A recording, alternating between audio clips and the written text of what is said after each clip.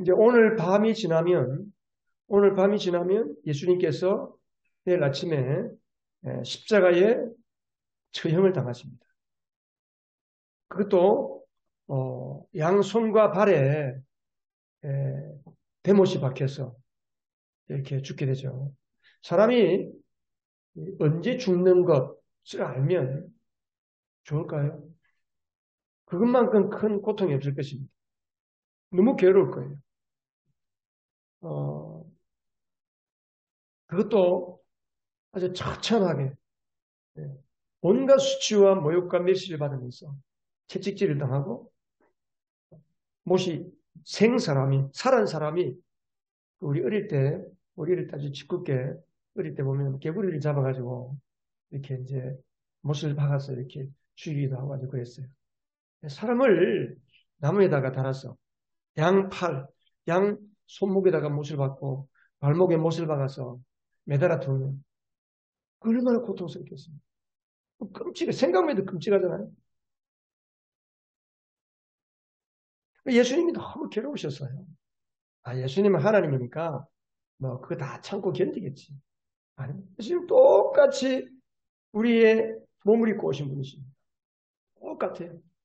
슬퍼서 울기도 하시고 기뻐서 웃기도 하시고 고통도 느끼시고. 그래서 우리가 요한복음 12장 27절을 보면 요한복음 12장 27절을 보면 주님이 뭐라고 그랬냐면 지금 제자들 앞에서 그랬습니다. 지금 내 마음이 괴로우니 무슨 말을 해야 할까? 아버지 이 시간을 벗어나게 하여 주십시오. 하고 말할까? 아니다. 나는 바로 이 일 때문에 이때에 왔다. 아버지의 이름을 영광스럽게 드러내 주십시오. 제자들 앞에서 지금 예수님께서 그렇게 말씀하는 겁니다.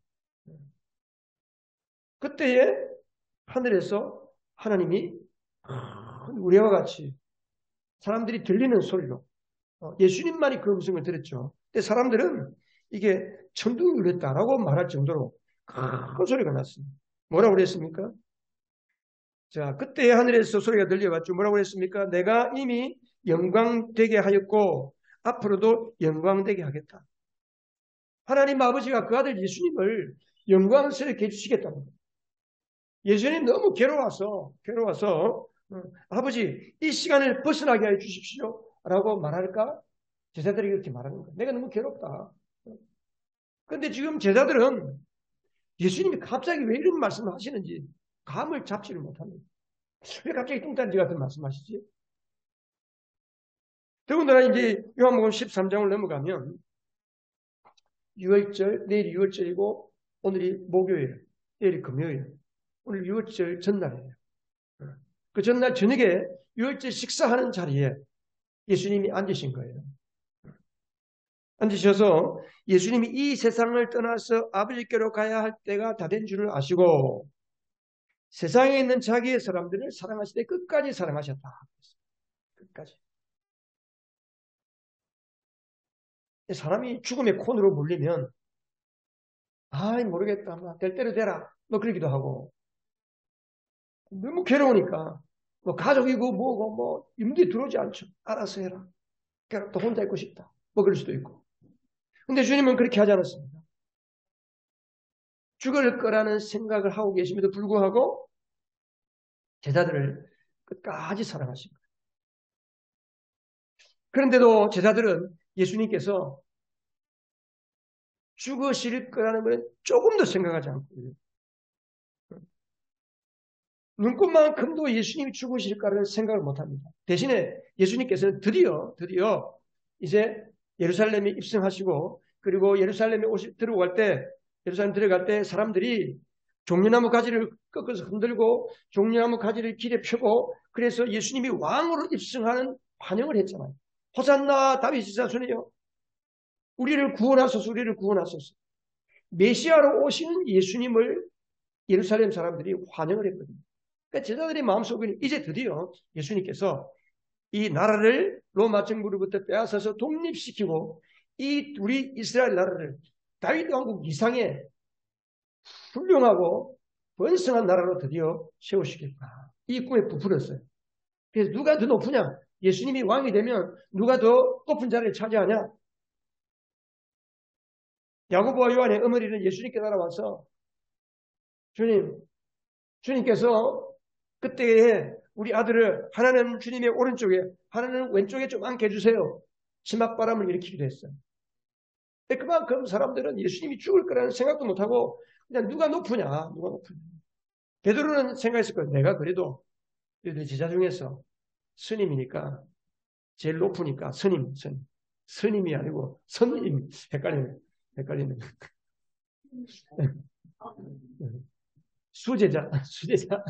수제자니까 내가 최소한 우리 예수님이 왕이 되면 나는 종리 좀 안 되겠나. 이러한 생각에 아이고 예수님이 나를 제일 사랑하니까 내가 영의적 좌의적 내가 총리가 되지. 다들 그 생각으로 부풀어 있는 거예요. 근데 갑자기 예수님께서 겉옷을 벗으시더니 허리에 수건을 질끈 묶고 대야에 물을 담아다가 떨어뜨리 제자들의 발을 닦아드리기 시작하는 거예요. 제자들이 깜짝 놀랐어요. 아니 어떻게 선생님께서 랍비, 여러분 이스라엘 사회의 랍비는 굉장히 존경받는 사회적인 신분을 가지고 있습니다. 우리나라의 지금 뭐 선생님들, 교수님들, 뭐 더군다나 초중고등학교 선생님들은 이거는 뭐 교사가 아니에요 지금. 교사 요즘 여러분 매스컴 뉴스 보잖아요. 나라가 이상한 나라가 된 거예요. 인권 조례란 뭔가 이렇게 만들어 가지고 학교에 아이들만 있지, 아이들의 인권만 있지 교사의 인권이 없어졌습니다. 그러니까 학교가 필요해요. 우리나라가 걱정입니다. 그래서 우리나라를 위해서 기도 많이 해야 돼요. 근데 이스라엘 사회의 랍비는 엄청나게 존경을 받습니다. 인격적으로나 여러 가지 사회적인 지위나 여러 가지 권한에 있어서. 근데 이제 예수님께서 대야를 들고 베드로 앞에 오셨어요. 베드로 앞에 오니까 베드로가 주님 지금 뭐 하시는 거예요? 내 발은 절대로 씻기지 못합니다. 내 발은 절대로 못 씻깁니다. 아니 지금 예수님이 어떻게 종이 되십니까? 이런 거는 종이 하는 짓 아닙니까? 이스라엘 사회에서 종이나 노예가 그 집안에 주인이 혹은 손님이 들어오면 대야에 물을 떠가지고 발을 닦아주는 거예요. 이스라엘 사회는 사막이 많고 건조한 땅이기 때문에 그리고 샌들을 신고 다니기 때문에 늘 발에 먼지가 묻고 발에 때가 많아요. 발에 오물이 묻기 쉬워요. 그러다 보니까 항상 집에 들어오면 발을 씻어야 돼요. 근데 누가 닦아주느냐? 종이 닦아주는 거예요. 노예가 닦아주는 거예요. 근데 지금 예수님이 대야에다가 물을 떠서 닦아주고 있잖아요. 예수님이 노예가 되는 종이 되는 거예요. 베드로가 주님 절대로 내 발은 씻기지 못합니다. 절대로 내 발은 못 씻깁니다. 그러니까 예수님께서 뭐라고 그랬어요? 내가 널 씻기지 아니하면 너와 나는 상관이 없다. 예, 그게 또 무슨 말씀이세요? 그러면 제 손과 머리까지 다 씻겨주세요. 역시 베드로 나와요. 그러니까 예수님께서 뭐라고 하셨어요? 너희들은 이미 다 목욕했다. 목욕한 자는 이미 다 깨끗하다. 목욕한 자는 발만 씻기면 된다. 주님이 그렇게 말씀하셨어요. 다 씻기시고 나서 자리에 앉으셔서 뭐라고 말씀했어요? 너희들이 왜 내가 너희들의 발을 씻긴 줄 아느냐? 이렇게 한 의미를 아느냐? 12절 마지막 부분에 보세요. 내가 너희에게 한 일을 알겠느냐? 여러분들은 예수님께서 제자들의 발을 씻긴 의미를 아시겠습니까? 우리 윤건이는 왜 예수님이 제자들의 발을 씻겼는지 알겠어요? 잘 모르겠어요. 오늘 잘 들어봐요. 제자들은 도무지 잘 모르는 거예요. 그래서 예수님께서 뭐라고 하세요? 13절, 14절에 보면 너희들이 나를 선생님 또는 주님이라고 하는데 그게 옳다. 그런데 나는 주가 되시고 선생님이 됨에도 불구하고 너희들의 발을 씻겨주었으니 내가 너희들에게 본을 보여줬다. 내가 너희들에게 본을 보여준 것은 너희들도 서로가 남의 발을 씻기도록 하기 위해서 내가 본을 보여준 거야. 주님 그렇게 말씀하셨어요. 제자들은 그럼에도 불구하고 예수님이 왜 이렇게 하시는지 도대체 감을 잡을 수가 없어요. 하지만 예수님은 내일 되면 십자가에 죽으시고 3일 후에 부활하셨어. 그리고 40일 뒤에 구름을 타고 하늘로 올라가실 것을 알기 때문에 예수님이 십자가에 죽기 전에 가장 중요한 것, 제자들이 꼭 알고 있어야 될 것, 제자들이 삶에서 반드시 실천해야 될 것을 본으로 보여주신 거예요. 그리고 오늘 이 말씀은 굉장히 중요한 거예요. 굉장히 중요한 거예요. 사실 오늘 우리가 이 말씀은 요한복음 13장 1절에서 35절까지 읽어야 돼요. 오늘 이 말씀에 예수님이 어떤 결론을 내리냐면 34절 35절에 보면 내가 너희에게 새 계명을 준다. 서로 사랑하여라. 내가 너희를, 자, 우리 34, 35절 같이 한번 읽어보겠습니다. 시작. 이제 나는 너희에게 새 계명을 준다. 서로 사랑하여라. 내가 너희를 사랑한 것 같이 너희도 서로 사랑하여라. 35절. 너희가 서로 사랑하면 모든 사람이 그로부터 너희가 내 친구를 알게 될 아멘. 서로 사랑하는 서로.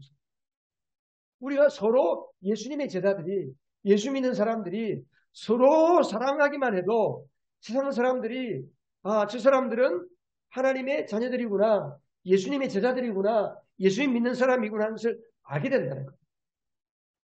전도를 잘하기 위해서 뭐 해야 되느냐? 사람들에게 예수 믿으세요라고 말하기 전에 우리가 교회 안에서 서로 예수 믿는 사람들끼리 서로 잘 사랑하면, 서로 사랑하기만 해도 안 믿는 사람들이 우리가 하나님을 믿는 줄을 알고 하나님이 계신 줄을 안다는 거예요. 자, 오늘 우리가 여기서 몇 가지 중요한 사실을 우리가 좀 명심해야 됩니다. 하나님이 오늘 이 말씀을 통해서 우리에게 뭘 말씀하시는지. 우리가 오늘 눈여겨봐야 될 부분 중에 한 가지가 뭐냐 하면 1절입니다. 세상에 있는 자기의 사람들을 사랑하시되 어떻게 사랑하셨어요? 어떻게 사랑하셨어요? 예, 끝까지 사랑, 끝까지. 다시 한번 끝까지 사랑하셨다. 예수님은 끝까지 제자들을 사랑했습니다.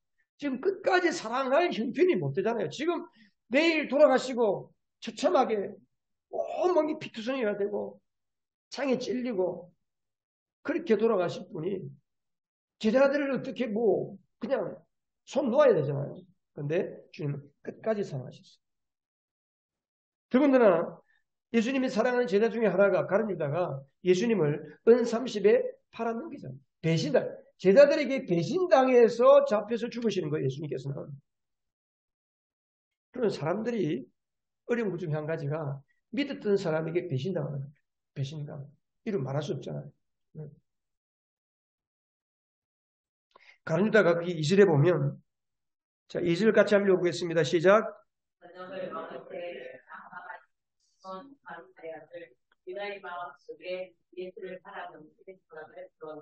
자, 다시 한번 좀 큰 소리로 같이 좀 목소리를 성경 짚혀가지고, 자, 큰 소리로 같이 읽습니다. 시작.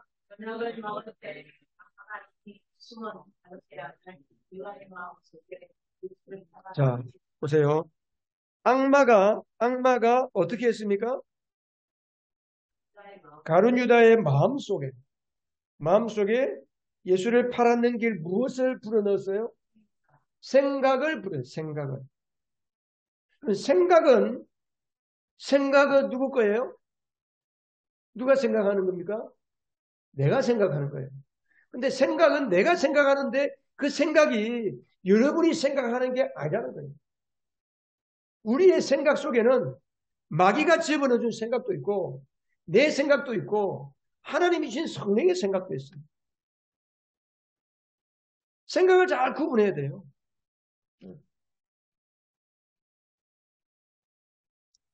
로마서 8장에 보면 로마서 8장 6절에 보면 육신의 생각은 죽음입니다. 그러나 성령에 속한 생각은 생명과 평화입니다. 5절에 육신을 따라 사는 사람은 육신에 속한 것을 생각하나 성령을 따라 사는 사람은 성령에 속한 것을 생각합니다. 내 마음속에 생각이 세 종류라는 거예요. 크게 말하면 두 가지예요. 내 생각, 마귀의 생각, 성령의 생각. 그런데 내 생각도 사실은 내 생각이 아니에요. 세상에 보고 들리는 옛사람의 생각. 우리 아까 요한복음에, 사도, 로마서도 있잖아요. 로마서. 육신에 따라 사는 사람. 육신을 따라 산다는 것은 예수를 믿어도 옛사람을 따라 사는 모습이거든요. 이 옛사람을 따라 사는 것은 내 생각이 아니에요. 육신의 생각. 육신의 생각은 어디서부터 오느냐? 마귀에서부터 오는 거예요. 마귀에서. 야고보서에 가면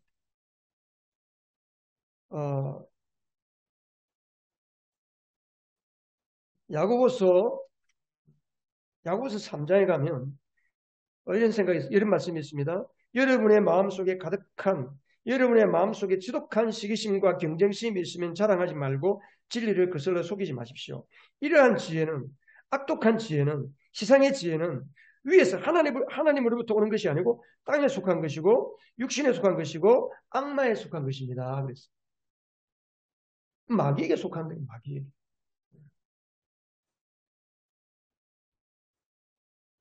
그러나 17절 그러나 위에서 오는 지혜는 우선 순결하고 다음으로 평화롭고 친절하고 온순하고 자비와 선한 열매가 가득합니다. 가룟 유다가 처음부터 예수를 파생한 거 아닙니다. 예수님을 처음 따라갈 때는 와, 예수님이 정말 메시아구나. 예수님을 통해서 우리나라를 회복시켜야지. 그런데 3년 동안 지나오면서 점점 보니까 예수님 자꾸 죽는다 그러죠. 하는 모습을 보니까 이 나라를 회복시킬 모습은 안 보이고 도무지 안 되겠다. 내가 속았구나. 그런 생각을, 그러니까 마귀는 우리에게 생각을 처음에 약간 의심을 갖게 해요. 약간 의심을 갖게 하면서 불만스러운 생각이 자꾸 들기도 하고 맞나 틀리나 긴가민가 의심하고 의심을 하나님의 말씀을 의심하고 이게 진짜인가 엉터리인가 가짜인가. 아담과 하와가 유혹당할 때 똑같아요. 마귀는 항상 속이는 자인데 수법이 똑같아요. 처음부터 마음을 확 사로잡지 않습니다. 의심을 불러일으키고 하나님께 의심을 가지게 만듭니다. 자꾸 보면서 유혹을 자꾸 하는 거예요. 의심을 품고 의심의 눈으로 보니까 이게 아닌 것 같아. 내 생각이 맞는 것 같아. 결국은 나중에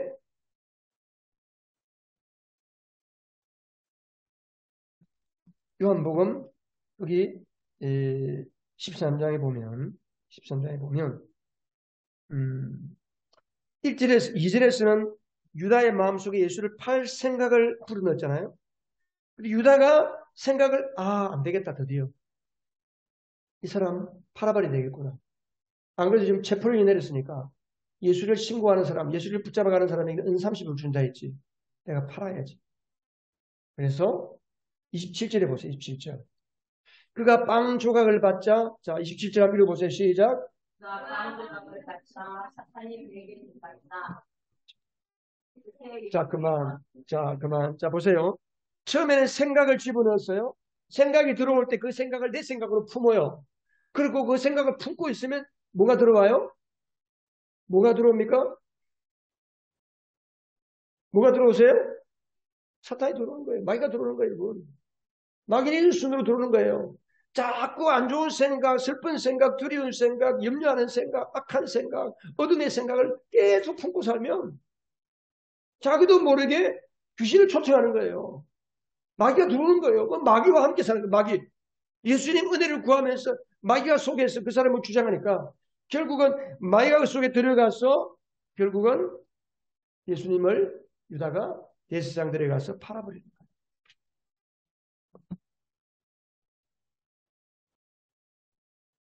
어쨌든 이렇게 가룟 유다의 마음속에 마귀가 예수를 팔 생각을 집어넣고 마귀가 쑥 들어가 보니까 마귀가 들어왔다는 것은 무슨 의미입니까? 마귀가 들어왔다는 것은 마귀가 그 사람을 좌지우지 사로잡는다는 거예요. 지 맘대로 한다는 거예요. 이러면 안 되는데 그러면서도 자꾸 하는 거예요. 귀신 가보세요 여러분. 멀쩡한 사람이 자꾸 악독한 짓을 하고 안 되는 저 왜 저러지? 가끔 뉴스에 나오는 거 보세요. 우리가 정상적인 사람이면 도무지 할 수 없는 일들을 뉴스에서 보게 되잖아요. 왜 그래요? 악령이 들어가지 않으면 그렇게 될 수가 없습니다. 처음부터 그 사람이 그렇게 되는 거 아니라는 사실. 어쨌든 이렇게 마귀가 이렇게 이제 가룟 유다를 통해서 예수님을 자꾸 팔려고 부추기는 상황 가운데 있습니다. 이런 극한 상황이 있는데도 불구하고 예수님은 자기 사람들을 끝까지 사랑하셨어요. 끝까지. 왜 끝까지 사랑하실까요? 제자들이 교회가 될 사람들이기 때문에 그렇습니다. 성령을 받고 나면 이들이 교회가 되는 거예요.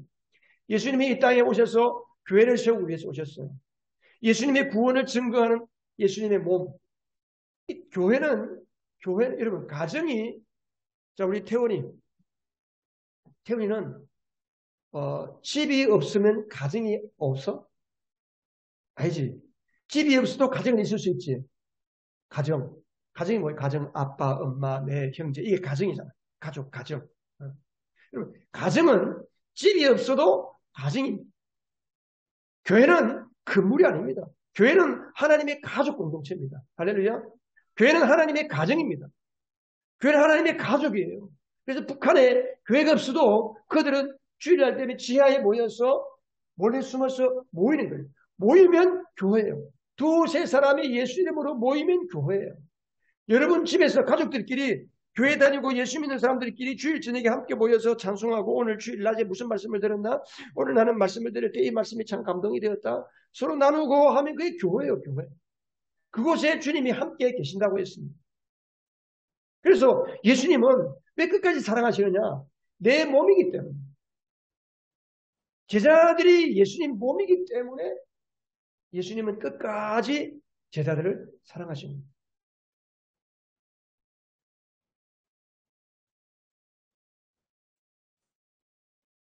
이 땅의 교회는 너무너무 중요합니다. 예수님께는 교회가 너무 소중합니다. 왜? 교회가 없으면 이 땅에 예수님이 계실 수가 없어요. 그러니까 영적인 몸으로 존재하는 것이 교회예요. 교회. 그래서 예수님은 끝까지 교회를 놓지 않는 거예요. 끝까지. 그러니까 우리가 교회에 속하고 교회에 속하지 않는 게 너무 중요해요. 예수를 믿었어요. 여러분 요즘 뭐 가난한 성도 혼자 예수 믿는다. 그거는 몰라서 하는 이야기예요. 혼자 예수를 믿겠다? 그거는 성경이 말하는 믿음도 아니고 성경이 말하는 구원도 아니에요. 정말 구원받은 자는 교회에 속해서 교회 일인이 되어서 교회 가족이 되어서 함께 신앙생활하는 것이 이 교회입니다. 우리는 주님의 손을 놓을 때가 있지만 주님은 우리의 손을 결단코 놓지 않으십니다. 우리는 마음이 변하는데 하나님은 교회를 향해서 여러분이 교회된 나를 하나님은 끝까지 붙드시는 사랑의 하나님이심을 믿으시기 바랍니다. 제자들의 발을 씻겨주는 예수님의 의도가 뭘까? 예수님의 의도가 뭘까? 예수님께서 아까도 말했듯이 종이 됐잖아요. 종. 노예가 하는 거예요. 노예가 하는 거예요. 노예. 근데 종이 되셨어요. 그래서 발을 닦아주시잖아요. 이 발을 닦아준다는 게 무슨 의미입니까? 첫 번째는 뭐냐면 종은 낮아지는 거예요. 신분이 낮아지는 거예요. 낮아져서 섬기는 거예요. 종이 된다는 것은 낮아져서 섬기는 거예요. 높은 자는 섬길 수가 없습니다. 부모는 자식을 섬기는 게 부모입니다. 자식은 부모를 잘 못 섬겨요. 그렇잖아요.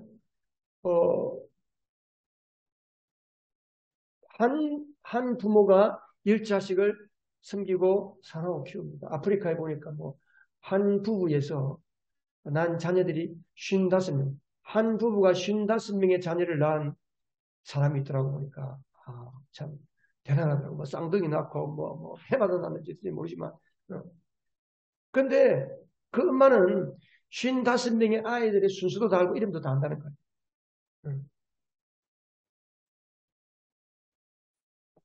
근데 자식들은 부모를 못 섬겨요. 그죠? 근데 부모는 왜 섬길 수 있느냐? 낮아지기 때문에. 사랑으로 낮아지기 때문에 섬겨요. 낮아지기 때문에. 마태복음 20장 27절 같이 한번 읽어보겠습니다. 너희 가운데서 어뜸이 되고 자는 자는 너희의 종이 되어야 한다. 인자는 섬김을 받으러 온 것이 아니라 섬기러 왔으며 많은 사람을 위하여 자기 목숨을 몸값으로 치러주려고 왔다. 그랬습니다. 여러분, 하나님의 나라는 거꾸로 쓴 나라입니다. 거꾸로 쓴 나라. 업사이드 다운 킹덤. 위에가 밑에가 되는 거꾸로 쓴 나라예요. 거꾸로 쓴 나라. 그래서 예수님께서 그랬잖아요. 어뜸이 되고자 하는 사람은 뭐가 돼야 된다? 종이 돼야 된다. 종이. 하나님의 나라는 종이 어뜸이 되는 나라예요. 그래서 예수님도 섬기기 위해서 왔다. 섬기기 위해서. 내 몸을 많은 사람의 대속물로 주기 위해서, 몸값으로 치러주기 위해서 내가 왔다. 주님 그렇게 말씀했어요. 한국 교회 아주 잘못된 생각이 하나 있는데 그게 뭐냐면요. 교회는 직분을 목사, 장로, 권사, 집사 이런 거를 감투로 생각해요. 감투. 벼슬로 생각해요. 벼슬로. 이건 정말 세상적인 생각이에요. 세상적인 생각. 교회 직분은 뭐냐면 교회 직분은 무슨 자리예요? 교회 직분은 오늘 말씀해 보니까 발 씻기는 자리예요. 발 씻기는 자리.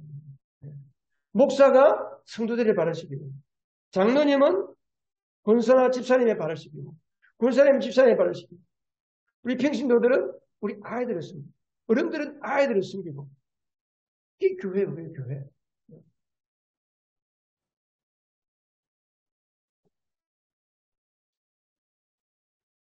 여러분 어떤 교회가 좋은 교회입니까? 어떤 교회가 좋은 교회일까요? 자신을 낮추는 사람이 많은 교회가 좋은 교회입니다. 목에 힘주는 사람이 많은 교회가 아니고 세상에서 잘 나가고 세상에서 권력 있고 돈 많은 사람이 교회 와도 어깨에 힘주는 그런 교회는 세상적인 집단이에요. 아무리 돈이 없고 배운 게 없고 가난하고 보잘것없어도 교회에서는 존중해주고 사랑해주고 인정해주고 높여주는 그러한 공동체, 그런 교회가 좋은 교회입니다. 그런 교회. 발을 닦아준다는 것이 무슨 의미냐? 두 번째는 무슨 의미라고요? 시작. 어렵고 힘든 일을 내가 먼저 살펴서 자원해서 살펴서 섬기는 것이 발을 씻겨주는 겁니다. 발을 씻겨주는 거예요. 베드로전서 5장 2절에 보면 같이 읽겠습니다. 여러분 가운데 있는 하나님의 양떼를 먹이십시오.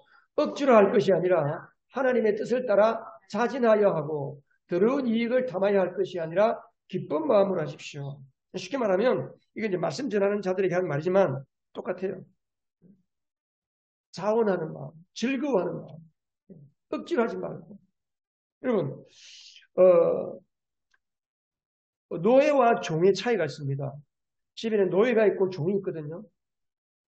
노예는 어떤 사람이냐면 시키는 것만 하는 사람이 노예예요. 노예는 자기가 찾아서 일하지 않습니다. 종은 그 집에 평생 그 집에서 주인을 섬기면서 그 주인하고 같이 사는 종은 청지기 소위 말 청지기 종은 집안의 일을 알아서 살 수 있습니다. 주인이 말 안 해도 알아서 그 집안 일을 구석구석 청소하고 우리 주인이 뭘 원하는지를 알아서 하는 사람이 종이에요. 종. 여러분 남의 발, 냄새나는 남의 발을 닦아준다는 것은 결코 상쾌한 일이 아니잖아요. 쓱 내키는 일이 아닙니다. 그럼에도 불구하고 기쁨으로 자원함으로 사실은 누군가의 발을 닦아준다. 더럽고 하기 싫고 뭐 할 수 없는 그런 거 그런 거는 자원해서 하지 아니하면 할 수가 없죠. 화장실 청소, 뭐 교회 구석구석 청소하고 내지는 사람들이 하기 싫어하는 거. 요즘은 예수 믿는 사람들도 또 뭐 다들 일에 바쁘니까 교회까지 와서 뭘 이렇게 하느냐 그런 마음들 갈 수가 있거든요. 피곤하니까. 근데 누가 할 수 있느냐? 자원하는 마음, 기뻐하는 마음. 그래서 이런 사람들이 먼저 그 일을 하는 거예요. 그 종은 시키지 않아도 알아서 살피고 숨기는 거예요.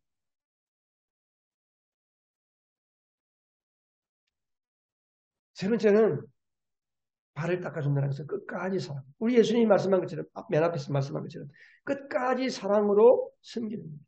끝까지. 네. 종은 주인이 그만해라 할 때까지 하는 거예요. 자, 어렵고 힘든 일을 어떻게 할 수 있습니까, 여러분? 힘든 일, 어려운 일 두 가지면 할 수 있어요. 여러분 뭐 3D 업종이죠. 3D 업종 요즘 회사에 사회에서.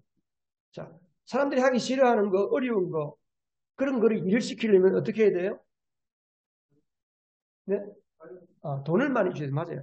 돈이 되면 어려워도 일을 합니다. 돈이 되면. 돈을 많이 준다든지 권력을 높여준다든지 뭔가 큰 이익을 주면 일을 할 수가 있습니다. 두 번째는 어렵고 힘든 일을 어떻게 할 수 있을까요? 사랑이 발동되면 할 수가 있습니다. 누가 나를 알아주지 않아도, 누가 나를 돈 주지 않아도, 자원봉사, 사랑이 있으면, 마음만 있으면 할 수 있는. 그러니까 이 세상에 어려운 일을 하는 방법이 두 가지. 하나는 돈이 되고 권력이 되고 힘이 되기 때문에 하는 게 있고, 내가 높아지기 때문에 하는 게 있고, 사실 자원봉사도 보니까 자기를 높이려고 하는 경우들이 너무 많아요, 세상에는. 자원봉사해가지고, 자원봉사하면 내가 이런 거 한다고 많이 떠벌리는 사람들이 많아요. 그거는 가짜예요, 가짜. 엉터리예요. 숨어서 하는 거. 자, 하나님 나라의 어려운 일은 누가 할 수 있어요? 교회 일도 두 가지 동기를 할 수 있어요. 교회 일도 두 가지 동기. 하나는 뭐냐면 구원받은 하나님의 사랑 때문에 나를 구원하신 하나님의 사랑이 너무 크고 놀랍고 감사해서 누가 알아주지 않아도 사랑으로 섬기고 아무도 몰라도 교회 혼자서 숨어서 섬길 수 있습니다. 또 하나는 교회 일은 종교적인 의무감 때문에 합니다. 내가 집사니까, 내가 목사니까. 근데 그렇게 하면요. 한없이 피곤하고 짜증나고 불평하고 오래 못 가요. 오래 못 가요. 하다가 포기하고.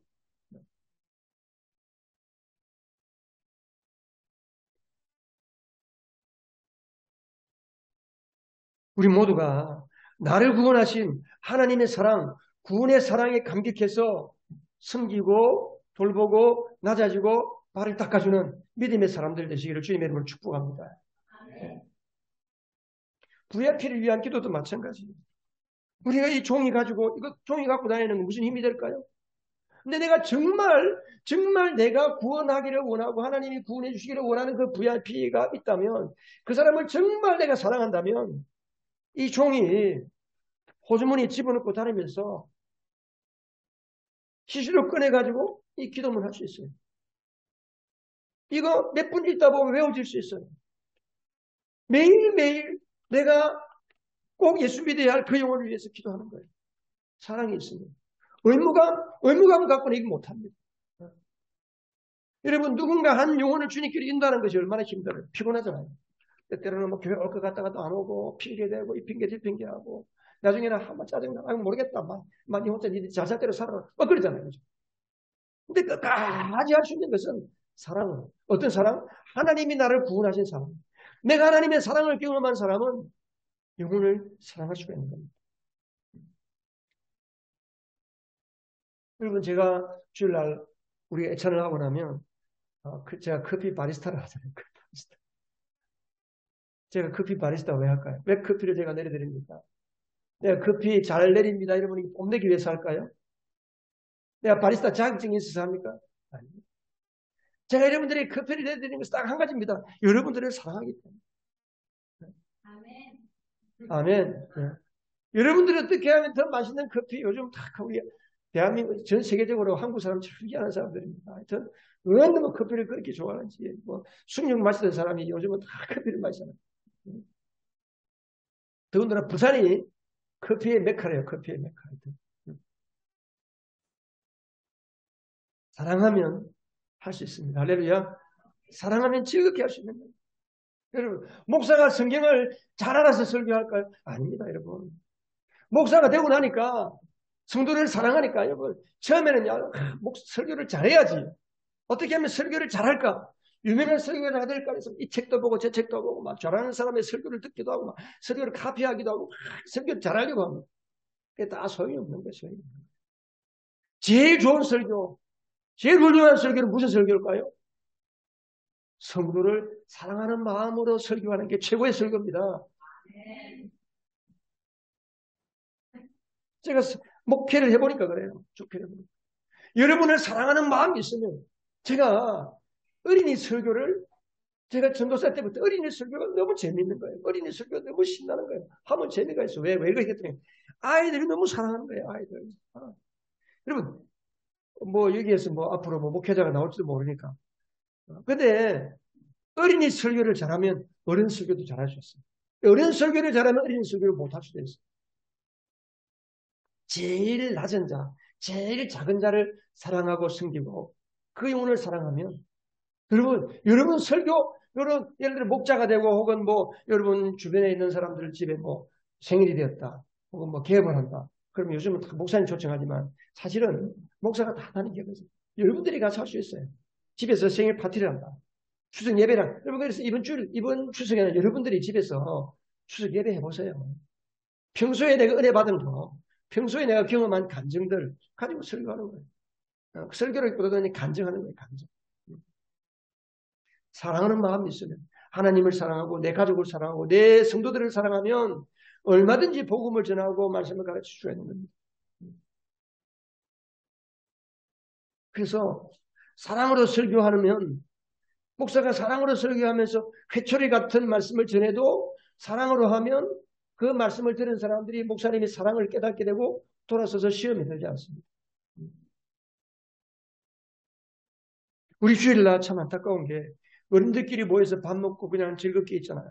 근데 아이들은 앞에서 그냥 뭐 조금씩 앉다가 가잖아요. 오늘도 이제 뭐, 윤근이도 오고 태문이도 오고 하율도 있고 뭐 코로나 지나면서 주일 학교가 흐지부지 돼버렸어요. 어른들끼리 밥 먹고 커피 마시고 그냥 이런저런 이야기 하다가 가잖아요. 아이들은 앞에 있어요. 그럼 어떻게 합니까? 사랑하는 마음이 있으면 우리 교회를 사랑하고 하나님을 사랑하고 우리 아이들을 내 자녀라고 생각하고 사랑하는 마음이 있으면 너희들 뭐하니? 이리 와봐라. 모아놓고 한 주간 어떻게 지냈노? 오늘 예배 때 은혜 받은 게 뭐지? 고민거리가 뭐지? 이런 이야기는 이런 목사가 데리고 하는 것보다는 평신도들이 아이들을 모아놓고 하는 게 훨씬 더 잘할 수 있어요. 부담이 없으니까. 그게 목장이에요. 그게 목장. 그게 목장. 그게 마당 모임이에요. 주일날 3, 3, 5 모여가지고 꼭 목사가 오후 시간에 같이 모여서 둘이 찬양합시다. 은혜 받은 게 뭡니까? 말할 수가 없잖아요. 창피하니까 어떤 거는. 근데 성도들끼리 모여서 3, 4, 5에 모여가지고 하는 거예요. 그게 어린이 목장하고 청소년 목자잖아요. 그게 목자거든요. 사랑하는 마음이 있으면 할 수 있는 거예요. 사랑하는 마음이 있으면. 그뿐입니까? 교회 잘 나오지 못하는 분들, 장기 결석하는 분들, 주일날 못 나와 정편이 돼서 몸이 아파서 못 나오는 분들. 여러분, 전화 몇 분 해보셨나요? 사랑이 있으면 전화합니다. 하다못해 카톡이라도 하죠. 그래서 교회는 서로 사랑을 해요. 서로 사랑. 3계명, 하나님이 주신 10계명은 뭐예요? 10계명이에요. 10계명. 하나님을 사랑하고 내 이웃을 사랑하라. 10계명. 근데 예수님이 십자가에 죽으시기 전에 우리에게 주신 3계명이 뭐냐면 서로 사랑하는 거예요. 서로 사랑. 어떤 사랑으로? 하나님이 나를 사랑하신 그 사랑으로 서로 낮아져서 종이 되어서 섬기는 게 사랑이에요. 사랑은 뭐다? 종이 되어서 발을 닦아주는 게 사랑입니다. 사랑이 뭐라고요? 종이 되어서. 종이 되어서 남의 발을 닦아주는 게 사랑입니다. 이게 사랑. 이 사랑은 하나님의 사랑을 경험하지 못한 사람은 할 수가 없어요. 내 안에 계신 예수님과 함께 그 사랑을 나타내지 못하면 내 힘으로는 할 수 없는 사랑이에요. 그래서 불교에서 말하는 사랑, 불교에서 말하는 자비하고 기독교에서 말하는 사랑과 기독교에서 말하는 자비가 근본적으로 다른 이유는 다른 타종교는 내 노력으로 사랑하고 내 노력으로 남을 섬기고 내 노력으로 공을 세우고 내 노력으로 사회봉사하고 자비를 베푸는 거예요. 사람은 내 노력을 하면 한계가 있습니다. 근데 하나님의 사랑으로 하면 나를 구원하신 예수님, 더군다나 내 안에 와 계시는 예수 그리스도의 사랑으로 사랑하고 섬기면 무한 사랑이 될 줄로 믿습니다. 무한 사랑이 될 수 있는 거예요. 누가 이런 사랑을 할 수 있습니까? 예수님의 사랑을 받은 사람. 예수님께서 내 온몸과 영혼을 깨끗하게 씻으셨구나. 예수님을 모르는 사람들도 자꾸 말씀을 듣다 보면 예수 믿는 사람들의 삶을 보다 보면 하나님이 정말 계시구나. 하나님이 나를 사랑하셨구나.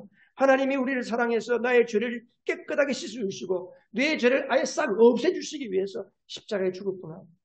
나를 이토록 사랑하시는구나. 이 말씀이 깨달아질 때 예수님이 하나님이십니다. 예수님이 나의 구원자이십니다라고 고백하고 세례를 받고 하나님의 자녀가 됩니다.